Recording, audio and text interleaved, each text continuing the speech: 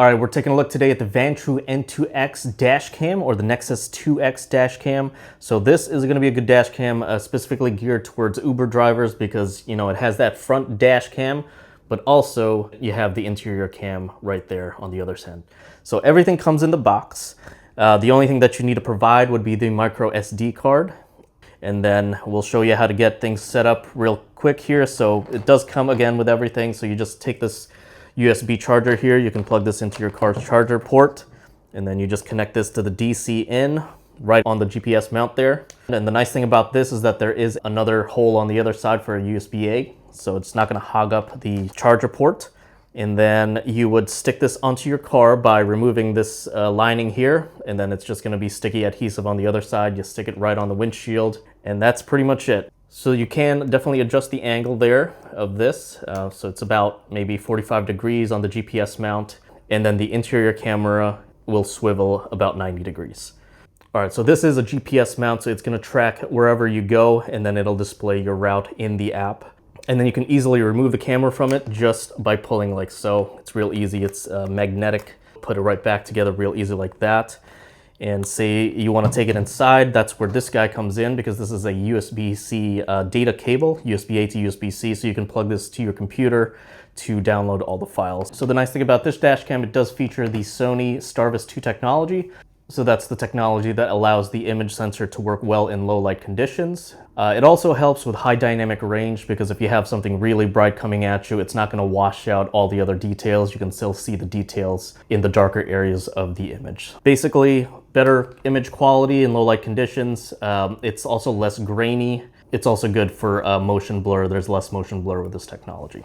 All right, so you can access all the main features right through the buttons here, as well as the menu. So of course you have your power button there. You just hold that to turn the thing on. And this button is also for event recording. So let's say, you know, you just got into an accident, or you saw something that you want to keep.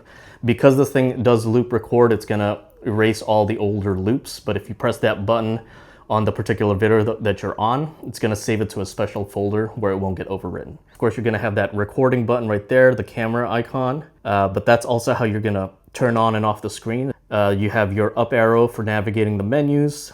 If you hold it, that's going to switch the camera that displays on the screen there. The down button there is to navigate the menu, but also if you hold it, that's going to turn the mic on and off.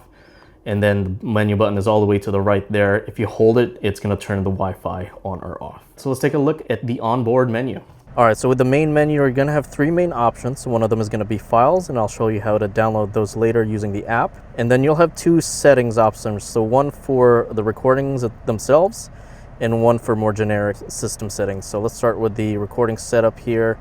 And then as you'll see, pretty self-explanatory. There's 21 different options that you can adjust, including resolutions. For example, we can click into that. You can choose which camera you want to adjust things for, and then choose the appropriate resolution that you'd like. There's loop recording. This is where you can adjust how long those loops are, so you can turn that completely off so that it just takes one big recording, or you can do loops from 1 minute all the way up to 5 minutes. And then there's the G sensor, which kind of detects any sort of collision with your car. So you can adjust the settings, the sensitivity here. You can turn audio recording on and off, noise reduction on and off.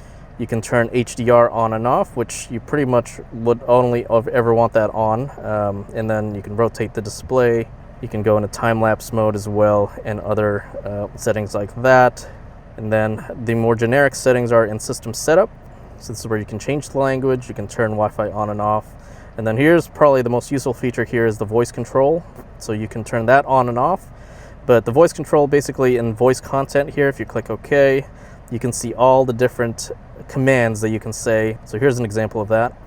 Turn off screen, turn on screen, turn off Wi-Fi, turn on Wi-Fi. All right, so that's pretty cool. All right, so let's take a look at the app now and see exactly all the things that you can do on there, especially with downloading files.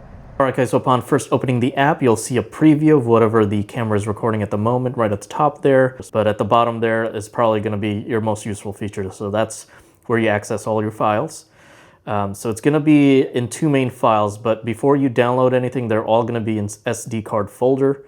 And then to download anything, you just click on the appropriate video. You can go ahead and click that download button at the bottom right. Now it's downloaded to the local folder on your phone, but to have it appear in your Photos app on your phone, you would just click the sync button at the bottom middle, and then there you go. Now it's saved to the Photos folder. All right, so just one last thing. I'm back on the home page. At the top right, you'll see that gear. So that's where you can access all the settings that we saw on the product itself, and you can change it all here within the app. All right, and finally, here's some shots of the daytime that I took from earlier. So as you can see, very clear, crystal clear video quality. If you pause the video here, you can definitely read the street signs clear as day. So just great quality overall. And then here's a nighttime shot. So this particular road that I'm about to drive through, you'll see there are no street lights at all. And then right there in front of you, you'll see the car with its bright headlights. And despite all that, you can still see the sign on the right very clearly. And here's a quick look at the interior camera during the daylight. And then at night when it switches to night vision mode, and then you can still see clearly the people sitting in the front and the back. All right, guys, so that was the N2X. So if you need a camera for the front of your car and in the interior, you can look no further than this. This might be a great fit for you, so definitely check this thing out today.